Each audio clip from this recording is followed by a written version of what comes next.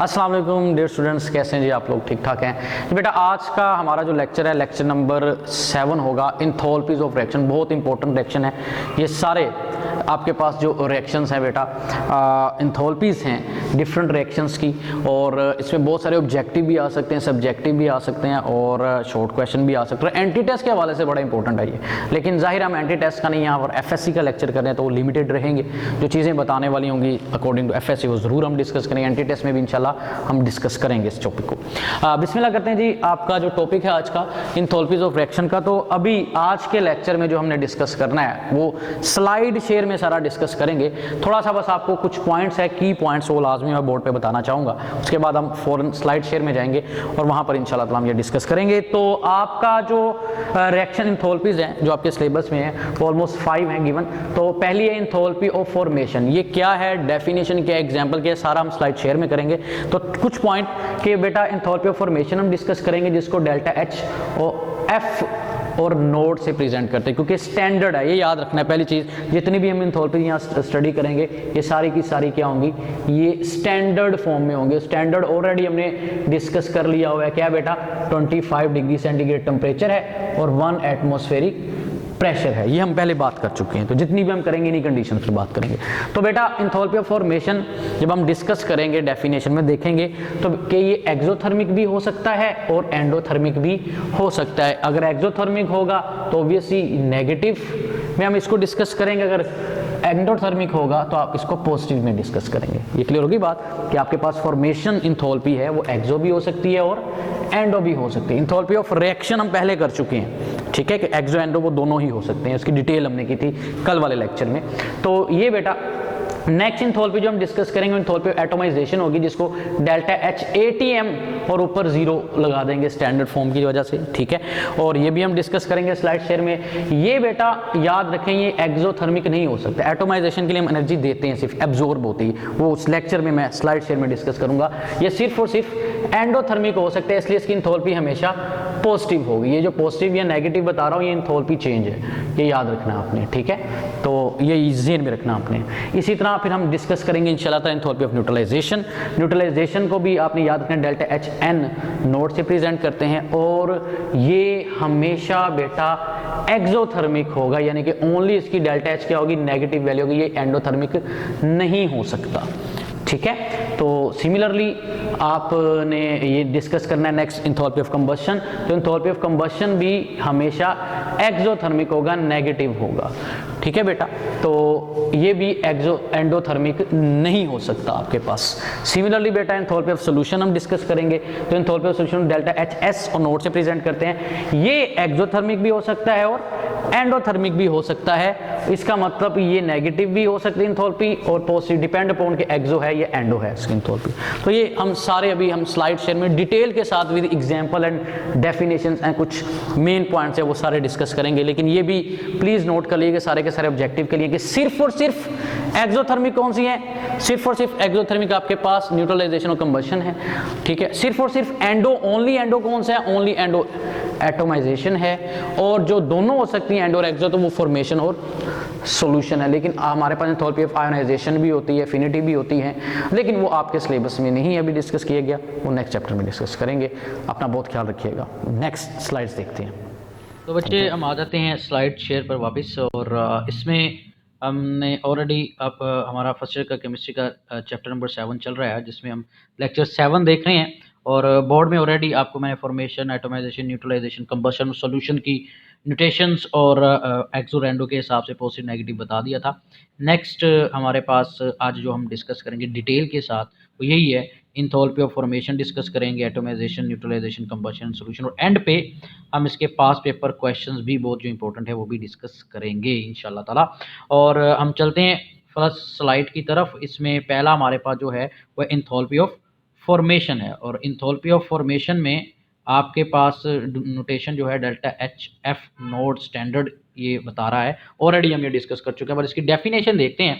Definition वो कह रहा है कि standard enthalpy of formation of a compound is the amount of heat absorbed और इवॉल्व्ड, यानी कि ये एंडो भी हो सकता है और एक्सोथर्मिक भी हो सकता है। When 1 mole of compound is formed from its elements under standard conditions. तो बेटा ये वो हीट इवॉल्व या एब्जॉर्ब है जब एक मोल कंपाउंड बनेगा, एक मोल कंपाउंड बनेगा, फॉर्म होगा, लेकिन बनेगा किससे? अपने एलिमेंट्स से, और एलिमेंट्स की जो नेचुरल स्टैंडर्ड फॉर्म है वहां से। और कहां? Under standard condition. Standard condition हमने पहले डिस्कस कर ली है, कौन सी है बेटा? जो कि टेम्परेचर होगा रूम टेम्परेचर 25 डिग्री सेंटीग्रेड और 1 एटमॉस्फेरिक प्रेशर होगा। तो ये इसको हम प्रेजेंट करते हैं, ऑब्वियसली हमें पता है डेल्टा एच एफ नोट से प्रेजेंट करते हैं, और इसका जो यूनिट है एंथैल्पीज का सेम किलो जूल पर मोल ही रहेगा। एग्जांपल अगर हम इसकी देखें तो एग्जांपल में नंबर 1 एग्जांपल आपके पास है एंथैल्पी ऑफ फॉर्मेशन जो है फॉर मैग्नीशियम ऑक्साइड, यानी कि ये कंपाउंड है जो कि बना है, इसकी एंथैल्पी है -692 किलो जूल पर मोल, यानी कि इतनी एनर्जी इवॉल्व हुई है, ये एक्सो है, ठीक है। And when it is formed from elements, और अपने ही एलिमेंट से जब बनता है, मसलन ऑक्सीजन और मैग्नीशियम ये एलिमेंट, अगर आप इसकी इक्वेशन देखें ना बेटा, देखें मैग्नीशियम सॉलिड फॉर्म में ही होता है ना, तो सॉलिड में रिएक्ट कर रहा है ऑक्सीजन के साथ, और ऑक्सीजन देखिए गैस फॉर्म में ही प्रेजेंट होती है, तो रिएक्ट करके मैग्नीशियम ऑक्साइड सॉलिड बना रहा है। तो ये देखिए 1 मोल कंपाउंड है, इसके साथ कोई और नंबर नहीं लगा हुआ, इसका मतलब ये 1 मोल है। 1 मोल मैग्नीशियम ऑक्साइड बना अपने एलिमेंटल फॉर्म मैग्नीशियम और ऑक्सीजन रिएक्टेंट से, ठीक है। और ये इसकी डेल्टा एच एफ है -692 किलो जूल पर मोल। तो याद रखना है फॉर्मेशन में 1 मोल कंपाउंड बनेगा और अपने एलिमेंट्स की स्टैंडर्ड फिजिकल फॉर्म से ही बनेगा। अगर यहाँ मैग्नीशियम लिक्विड लिखा हुआ होगा तो ये फॉर्मेशन नहीं कहलाएगी, क्योंकि मैग्नीशियम तो सॉलिड में होता है, ठीक है। इसी तरह दूसरी जो एग्जांपल है बेटा आपके पास वो नंबर 2 नजर आ रही होगी, when carbon reacts with oxygen to form carbon dioxide 393.7 kilo joule per mole of energy is release, यानी कि ये भी एक्सोथर्मिक रिएक्शन है, and this is called enthalpy of formation. अगर आप देखें अगेन इक्वेशन में कार्बन सॉलिड भी होता है ना, कार्बन रिएक्ट कर रहा है ऑक्सीजन गैस फॉर्म में, ये एलिमेंट है, दोनों रिएक्ट करके कार्बन डाइऑक्साइड बना रहे हैं गैसेस, और ये 1 मोल है। देखिए कार्बन डाइऑक्साइड कंपाउंड है, वो 1 मोल बन रहा है अपने एलिमेंट से, और -393.7 किलो जूल पर मोल इसकी एंथैल्पी है, और ये एक्सोथर्मिक है, ये भी एग्जांपल। तो ये delta H F note enthalpy of formation होगी आपके पास, ठीक है बेटा। होप सो ये आपको समझ आ गई होगी। नेक्स्ट आपके पास है बहुत important another enthalpy of atomization, जिसको delta H A T note से प्रेजेंट करते हैं। इसकी भी डेफिनेशन देख लें। कह रहा है स्टैंडर्ड एंथैल्पी ऑफ एटोमाइजेशन क्या है? ऑफ एन एलिमेंट, एक एलिमेंट की, is the amount of heat absorbed, यानी कि ये सिर्फ एंडोथर्मिक है, ऑलरेडी डिस्कस किया हुआ है। When 1 mole of gaseous atoms are formed, जब क्या बने? 1 मोल गैसियस एटम बने फ्रॉम एलिमेंट, अगेन एलिमेंट से बने, अंडर स्टैंडर्ड कंडीशन, वही standard condition 298 kelvin and 1 atmospheric pressure, यानी कि ये एटम में कन्वर्ट करना है आपने किसी भी स्पीशी को, लेकिन वो एटम कौन से हो? गैसियस एटम हो, और कितने हो? 1 मोल हो, यानी कि 1 मोल गैसियस एटम्स बने, ठीक है, अपने एलिमेंट से। तो वो जो उस दौरान एंथैल्पी, उस दौरान जो हमें एनर्जी देना पड़ेगी, एब्जॉर्ब होगी, वो एंथैल्पी ऑफ एटोमाइजेशन कहलाएगी। इसको भी प्रेजेंट करते हैं delta H naught at A T से, और इसका भी unit kilo joule per mole है, और इसकी एग्जांपल भी देख लेते हैं, वेरी सिंपल सी, वही कह रहे standard enthalpy of atomisation of hydrogen is given below. देखिए बेटा हाइड्रोजन H2 फॉर्म में एग्जिस्ट करती है ना, H2 फॉर्म में ही हाइड्रोजन गैसेस अक्सर डायटोमिक फॉर्म में एग्जिस्ट करती होती हैं सिवाय नोबल गैसेस के।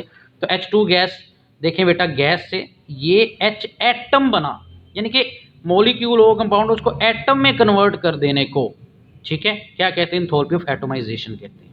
आपके पास हाइड्रोजन 2 H2 मॉलिक्यूल है यहाँ पर गैसेस फॉर्म में, और H एटम में जा रहा है, तो ये आपके पास बेटा क्या होगी? ये एंथैल्पी ऑफ एटोमाइजेशन होगी। ये +218 किलो जूल पर मोल, इसका मतलब ये एंडोथर्मिक है, ठीक है बेटा। होप सो ये भी क्लियर हो गया होगा आपको। नेक्स्ट है आपके पास enthalpy of neutralization, delta H N से नोट से प्रेजेंट करते हैं, बहुत इंपॉर्टेंट है ये भी बेटा, इसको भी देख लेते हैं।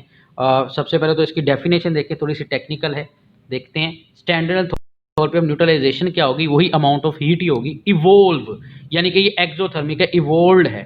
कब? When 1 mole of H plus ion from N acid react with 1 mole of OH negative ions from a base, यानी कि 1 मोल H आयन जो कि एसिड से आया, और 1 मोल OH नेगेटिव आयन जो कि बेस से आया, और ये दोनों करेंगे क्या? To form 1 mole of water, ये दोनों आपस में मिलकर 1 mole H ion, 1 OH negative आपस में मिलकर 1 मोल वाटर बनाएंगे, अंडर स्टैंडर्ड कंडीशंस वही है 298 केल्विन 1 एटमॉस्फेरिक प्रेशर। तो ये जो एंथैल्पी होगी वाटर का 1 मोल बनना, ठीक है, एसिड और बेस के 1 मोल से, यानी कि एसिड से 1 मोल H प्लस आएगा, और बेस के 1 मोल से OH नेगेटिव आएगा, दोनों मिलकर H और OH मिलकर वाटर ही बनाते हैं ना। तो 1 मोल जब वाटर बनाएंगे, इस दौरान जो स्टैंडर्ड कंडीशंस पर हीट इवॉल्व होगी वो enthalpy of neutralization, standard enthalpy of neutralization कहलाएगी। ठीक है बेटा, इसको डेल्टा H एन नोट से प्रेजेंट करते हैं, इसका भी यूनिट किलो जल पर मोल है। अब इसकी एक्सप्लेनेशन एग्जांपल के थ्रू करते हैं हम कि मसलन वो कह रहा है कि इंथैल्पी ऑफ, एक बहुत इंपॉर्टेंट चीज़ है कि इंथैल्पी ऑफ न्यूट्रलाइजेशन है ना, अगर स्ट्रॉन्ग एसिड और स्ट्रॉन्ग बेस है तो ये टोटली इलेक्ट्रोलाइज हो जाते हैं। ठीक है, तो अपने आयंस में कन्वर्ट हो जाते हैं टोटली। तो strong acid strong base such as HCl और NaOH, इनकी कह रहे हैं इंथैल्पी -57.4 किलो जॉल पर मोल। तो याद रखना है स्ट्रॉन्ग एसिड हो और स्ट्रॉन्ग बेस कोई भी अगर है तो पर मोल जो इंथैल्पी है वो फिक्स है -57.4 किलो जॉल पर मोल। ये ऑब्जेक्टिव भी है बहुत इंपॉर्टेंट, लेकिन स्ट्रॉन्ग होने चाहिए, एसिड भी स्ट्रॉन्ग और बेस भी स्ट्रॉन्ग।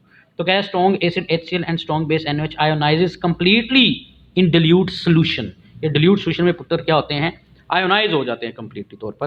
तो जैसे कि आयोनाइजेशन नीचे दी हुई है, देख सकते हैं, बुक की मैंने पिक्चर उठाई है। HCl ब्रेक हुआ, यहाँ पर H+ आयन बना और क्लोराइड नेगेटिव आयन बना। इसी तरह ये एक्वस में ना, वाटर के अंदर है आपके पास सोल्यूशन फॉर्म में। इसी तरह NaOH जो बेस है उसमें भी सेम हुआ कि Na+ आयन बना और OH नेगेटिव आयन बना यहाँ पर। ठीक है, अब अभी ये इनकी आयोनाइजेशन हुई है। होना क्या है, यहाँ से H एसिड का और OH बेस का आपस में मिलेंगे। खैर आगे देखते हैं अगली स्लाइड पर, इसी को अभी कंटिन्यू कर रहे हैं कि कह रहे 1 the solution are mixed together during the process of neutralization, the only change that occurs is the formation of water. होता क्या है, जब दोनों एसिड और बेस को मिक्स किया जाता है ना, न्यूट्रलाइजेशन रिएक्शन होता है, एसिड बेस का न्यूट्रलाइजेशन रिएक्शन है, इसकी इंथैल्पी इसलिए न्यूट्रलाइजेशन कहलाती है। तो असल में होता क्या, वाटर की फॉर्मेशन होती है, जो आपके पास living sodium ions and chloride ions as free ions. ये जो सोडियम आयन और क्लोराइड आयन होते हैं ना सोल्यूशन में, ये फ्री रहते हैं। ठीक है, ये आपस में नहीं मिलते हैं। And are called spectator ions. तो ये आयन जो कि फ्री रहते हैं सोल्यूशन के अंदर, वाटर के अंदर, तो आपके पास ये कहलाते हैं स्पेक्टेटर आयन। तो ये भी आपको डेफिनेशन पता होनी चाहिए इसकी। Enthalpy of neutralization is merely the heat of formation of liquid water from its ionic components. तो असल में न्यूट्रलाइजेशन इंथैल्पी है क्या, वाटर की फॉर्मेशन है, लिक्विड वाटर की, लेकिन बने कहाँ से हैं, अपने आयनिक कंपाउंड से, आयनिक कंपोनेंट से। Hb पॉजिटिव आयन होगा और OH नेगेटिव आयन होगा, ये दोनों आयन मिलकर 1 मोल वाटर बनाते हैं। उस वक्त जो इंथैल्पी निकल रही होती है वो है न्यूट्रलाइजेशन। बाकी सोडियम और क्लोराइड ऑलरेडी बात होगी क्या है, स्पेक्टेटर आयन से। तो इसकी इक्वेशंस को देख लेते हैं। देखिए H+ हमने कल पीछे भी देखा है और Cl नेगेटिव हो जाता है, सोडियम और OH ये सारे वो आयन है जो इकट्ठे हो रहे होते हैं, लेकिन इनमें से मिलता कौन है, H और OH मिलता है, ये वाटर बना रहा होता है। बाकी Na और Cl नेगेटिव सोल्यूशन फॉर्म में फ्री रहते हैं। स्पेक्टेटर आयंस Na और Cl हैं, वाटर बना।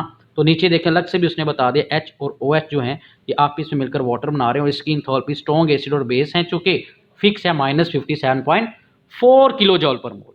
ठीक है, तो डेल्टा HN आपके पास आ गया। अब यहाँ पर और भी इंपॉर्टेंट पॉइंट हम देखें, उसने बात की हुई है, enthalpy of neutralization of any strong acid and strong base is approximately the same -57.4, लेकिन किलो जॉल पर मोल की वैल्यू है ये।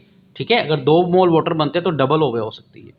अब यहाँ पर एक इंपॉर्टेंट पॉइंट करें, enthalpy of neutralization of strong acid and weak base और वीक एसिड और strong base is always less than 57.4 kilo joule. देखिए टोटल इतनी एनर्जी इवॉल्व होती है तब दोनों स्ट्रॉन्ग हो, लेकिन कब कोई एक एसिड या बेस अगर वीक हो जाएगा ना, या दोनों वीक हों, या कोई एक एसिड या कोई एक बेस वीक हो जाए, तो कह रहा है कि जो इंथैल्पी है वो -57.4 से कम होती है, यानी कि 57.4 नहीं निकलती, हीट इससे कम निकलती है। क्यों? Because its enthalpy is less due to the fact that some of the heat is, ये रेड में मैंने लिखा हुआ देखें एंड पे, heat is absorb to accomplish the ionization of weaker electrolyte either weaker acid और वीकर बेस। होता क्या है कि अगर कोई एक एसिड या बेस वीक हो ना, तो कुछ एनर्जी जो इवॉल्व होती है ना, हीट, इसको आयोनाइज करने में यूज हो जाती है, क्योंकि वीक एसिड वीक बेस क्या है, जो कि इतनी जल्दी आयोनाइज नहीं होता। स्ट्रॉन्ग एसिड स्ट्रॉन्ग बेस क्या है, जो कि सोल्यूशन में जल्दी से कंप्लीटली आयोनाइज हो जाता है, H आयन और H कंप्लीटली सारे दे देता है। लेकिन वीक एसिड या वीक बेस होने से क्या होगा, उसको पहले तोड़ना पड़ेगा, थोड़ी सी हीट यूज होगी, किसमें एब्जॉर्ब हो जाएगी थोड़ी सी, जहाँ HCl को तो यानी कि H लेने के लिए किसी वीक एसिड से, या OH लेने के लिए किसी वीक बेस से, तो उनको इलेक्ट्रोलाइज भी करना है, आयोनाइज भी करना है, उसमें कुछ एनर्जी यूज हो जाती है, इसलिए थोड़ी सी ये लेस निकलती है जब कोई भी एक कंपोनेंट, एक कंपाउंड वीक होता है। होप सो बेटा ये भी आपको समझ आ गया होगा। तो नेक्स्ट आपके पास है enthalpy of combustion, delta H C naught से प्रेजेंट करते हैं और इसकी भी डेफिनेशन देखिए। स्टैंडर्ड एंथैल्पी ऑफ कंबस्शन जो है is amount of heat evolved when 1 mole of substance is completely burned in excess of oxygen under standard condition. ये तो कंफर्म है ना। कह रहे भाई कंबस्शन क्या होती है, जब भी कोई 1 मोल सब्सटेंस है ना कंप्लीटली बर्न होगा, इसको कंप्लीटली रिएक्ट करवाएंगे एक्सेस ऑफ ऑक्सीजन। ऑक्सीजन चाहे जितनी मर्जी यूज हो, लेकिन जो कंपाउंड है जिसको हम कंबस्शन करवा रहे हैं, रिएक्शन करवा रहे हैं ऑक्सीजन के साथ, वो 1 मोल होना चाहिए। ठीक है, तो कंबस्शन देखते हैं जी। इस वक्त जो हीट इवोल्व होगी, यानी कि ये भी सिर्फ और सिर्फ बेटा क्या है, एक्सोथर्मिक है, तो वो क्या कहलाती है, स्टैंडर्ड एंथैल्पी ऑफ कंबस्शन कहलाती है। इसको डेल्टा एच सी नोट से प्रेजेंट करते हैं, किलो जूल पर मोल इसका यूनिट है। एग्जाम्पल देख लेते हैं जी, ये 2 एग्जाम्पल्स आपके पास। Standard enthalpy of combustion of ethanol -1368 kilo joule पर, ये ऑब्जेक्टिव में भी आती है value. The reaction is represented by the following equation. वो देखिए एथानॉल का 1 मोल है, इसके साथ 1 लिखा हुआ है, कुछ नहीं इसका मतलब 1। भले ऑक्सीजन के 3 मोल यूज हो रहे हैं, लेकिन हमें ये कंपाउंड है जो उसको कंबस्ट करवाया जाता है एक्सेस ऑफ ऑक्सीजन में, कार्बन डाइऑक्साइड और वाटर बन रहा है, और इसकी जो एंथैल्पी है -1368 किलो जूल पर मोल इवॉल्व हो रही है, एक्सोथर्मिक है, तो ये एंथैल्पी ऑफ कंबस्शन कहलाएगी। तो ये छोटे छोटे पॉइंट आपने याद रखने हैं। इस तरह सेकंड एग्जांपल में देखें, standard enthalpy of combustion of carbon -393.7 kilo joule per mole है। The reaction is represented as, देखिए कार्बन सॉलिड ऑक्सीजन गैस के साथ कार्बन डाइऑक्साइड बना रहा है, और ये हीट इवॉल्व हुई है, 1 मोल कार्बन बर्न हो रहा है। तो बेटा अगर देखिए एग्जाम्पल हमने पहले और भी कहीं की है, कहाँ की है, यस एंथैल्पी ऑफ फॉर्मेशन में की है। तो इस केस में आपके पास आप नोट आपने रखना है, वो क्या है कि एंथैल्पी ऑफ चेंज जो है ना कार्बन की, कार्बन सॉलिड स्टैंडर्ड फॉर्म में एलिमेंट में ऑक्सीजन के साथ रिएक्ट कर रहा है और कार्बन डाइऑक्साइड बना रहा है कार्बन डाइऑक्साइड बना रहा है, सॉरी स्लाइड आगे चली गई थी। तो आपके पास एंथैल्पी उतनी है। तो ये देखें, ये 2 एंथैल्पीज भी हो सकती हैं, यानी कि ये एंथैल्पी ऑफ फॉर्मेशन भी है क्योंकि 1 मोल कंपाउंड बन रहा है कार्बन डाइऑक्साइड अपने एलिमेंट से, और कंबस्शन भी है क्योंकि वो 1 मोल ही कंपाउंड बर्न भी हो रहा है। तो मुमकिन है, ये पॉसिबल है, तो ये याद रखना है आपने। ठीक है बेटा, तो नेक्स्ट हम स्लाइड की तरफ वापस आते हैं, और नेक्स्ट स्लाइड है आपके पास एंथैल्पी ऑफ सॉल्यूशन। लास्ट जो आपका ये पॉइंट है, डेल्टा एच एस नोट से प्रेजेंट करते हैं, और ये आपके पास क्या है, standard enthalpy of solution is the amount of heat absorbed और इवोल्व्ड when 1 mole of a substance is dissolved in so much solvent that further dilution results in no detectable heat change। यहाँ पर वो कह रहे हैं कि हीट ऑफ सोल्यूशन क्या है, जब 1 मोल सब्सटेंस का, ठीक है, डिल्यूशन की जाती है, यानी कि 1 मोल सब्सटेंस में इतने पानी में मिक्स कर दिया जाता है कि पानी इसमें डालते जाएं वाटर ऐड करते जाएं या सॉल्वेंट कोई भी है ऐड करते जाएं कि फर्दर जो हीट है उसमें कोई डिटेक्टेबल चेंज नहीं आता, उसमें चेंज नहीं हो सकता। ठीक है, तो हीट में चेंज मसलन पहले इवॉल्व होती रही, एब्जॉर्ब होती रही, एक वक्त आया पानी ऐड करते जा रहे हैं, 1 मोल तो था, जितना हीट में चेंज आना था आ गया, फर्दर हीट में कोई चेंज आना बंद हो गया, मजीद इंक्रीज या डिक्रीज होना बंद हो गई हीट। इसका मतलब ये है कि अब ये रिएक्शन कंप्लीट हो गया, अब इसकी सोलबिलिटी कंप्लीट हो चुकी है, तो ये एंथैल्पी ऑफ सॉल्यूशन कहलाती है। अगेन सुन ले, क्या है, अमाउंट ऑफ हीट एब्जॉर्ब या इवोल्व, यानी कि एंडो भी हो सकता है एक्सो भी हो सकता है, जब 1 मोल सब्सटेंस को डिसॉल्व किया जाए in so much solvent that further dilution results in no detectable heat change. ठीक है बेटा, इसको भी डेल्टा एच एस नोट से प्रेजेंट करते हैं, किलो जूल पर मोल इसका यूनिट है। इसकी एग्जांपल्स आपकी बुक में 2 हैं, और ये दोनों ऑब्जेक्टिव में आई हुई हैं, एंटी टेस्ट में भी आई हुई हैं। कि फॉर एग्जांपल कह रहे हैं enthalpy of solution ammonium chloride जो है, इसकी enthalpy +16.2 kilo joule per mole है, यानी कि एंडोथर्मिक है, और जो सोडियम कार्बोनेट है इसकी -25 किलो जूल पर मोल है। इन फर्स्ट केस, यानी कि जो अमोनियम क्लोराइड वाला केस है, इसकी बात करने लगा है, heat absorbed from the surrounding is indicated by cooling of the solvent water. असल में फिर कह रहे हैं कि ये हीट एब्जॉर्ब जो हुई है सराउंडिंग से, ये इंडिकेट कर रहा है कि कूलिंग ऑफ सॉल्वेंट, के सॉल्वेंट कूल हो रहा है और इसकी वजह से यानी कि वो एब्जॉर्ब कर रहा है हीट, और एन एंडोथर्मिक प्रोसेस है। ठीक है, और एंडोथर्मिक प्रोसेस होगा हीट इसमें absorb, while in second case temperature of the solvent rises showing that process is exothermic, यानी कि वो टेम्परेचर राइज हो रहा है, वो अपनी हीट निकाल रहा है बाहर, इसलिए वो टेम्परेचर राइज हो रहा है सिस्टम का, तो बाद में ख़त्म होगा, तो ये एक्सोथर्मिक है। कौन सा वाला केस, सोडियम कार्बोनेट। तो ये दोनों बेटा एग्जांपल्स आपको याद हो, ऑब्जेक्टिव में आती हैं। तो बेटा ये आज के पॉइंट से हम थोड़ा सा देख लेते हैं, बहुत इंपॉर्टेंट जो ये टॉपिक है एंथैल्पी ऑफ रिएक्शन, जो हमारा कल वाला टॉपिक था और ये भी मिक्स होकर आता होता है। तो ये पास पेपर क्वेश्चन जैसे कि आप देख सकते हैं, enthalpy of atomization and given example, ये लाहौर बोर्ड में आया हुआ है 2013 में और 13 एंड 15 में भी। और state the enthalpy of combustion with example, ये आपके पास गुजरांवाला बोर्ड 2013, मुल्तान 2016, डीजी खान 2017 और बहावलपुर 2017। इसी तरह आपके पास फैसलाबाद 2014, सरगोदा 16 में आया हुआ है, रावलपिंडी 16-17 में आया हुआ है। Define heat of neutralization with an example 2014 Lahore board में आया हुआ है। इस तरह कल हमने एक बात की थी, इसी से रिलेटेड है वो भी, कि मेंशन करना फिजिकल स्टेट क्यों ज़रूरी है रिएक्टर एंड प्रोडक्ट्स की थर्मोकैनिकल इक्वेशन में, ये बहुत इंपॉर्टेंट क्वेश्चन है। और गुजरांवाला में 2014-17, लाहौर में 16 में, डीजी खान 2014 में, बहावलपुर 2016 में आया हुआ है। इस तरह neutralization of strong acid with strong base always remain constant, जो अभी हमने बात की थी, ये गुजरांवाला 2014 में आया हुआ है। Define standard enthalpy of formation with 2 example, ये आपके पास रावलपिंडी बोर्ड में आया 2017 में। Enthalpy of atomization and enthalpy of neutralization देखें काफ़ी बोर्ड्स में, सरगोदा 2016-17, मुल्तान 13, डीजी खान 15, डीजी खान 16, साहिवाल में 2014 में आया हुआ है, ठीक है। इसी तरह define enthalpy of combustion and enthalpy of solution, Rawalpindi board में 2013 में आया हुआ है बेटा। और लास्ट आप what is the standard enthalpy of solution, give one example, जो अभी हमने लास्ट किया टॉपिक, तो ये सरगोदा 2013, फैसलाबाद 2015, यानी कि इंथोल्पी जो टॉपिक है ना आज का, ये सारी बेटा आ सकती हैं आपके पास। तो एट द एंड ये नोट कर लें, आप असाइनमेंट भी बनाइएगा लाजमी, ठीक है। आपके पास लास्ट में हमने ये रिव्यू कर दे कि आज हमने किया क्या है, enthalpy of formation, atomization, neutralization, combustion and solution, और इम्पोर्टेंट क्वेश्चन किए हैं। होप सो बेटा आपको उम्मीद है वो अच्छी समझ आ गई होगी। कोई भी क्वेश्चन हो आप कमेंट्स में या आप व्हाट्सएप ग्रुप में भी पूछ सकते हैं, या इसके अलावा हमारा इंशाल्लाह जो टेस्ट देने के लिए आप आएंगे तो टीचर से हम कैंपस में इंडिविजुअली आप मुलाकात कर सकते हैं टीचर से। अपना बहुत ख्याल रखिएगा। फ़ी मानिल्लाह, अल्लाह हाफिज़।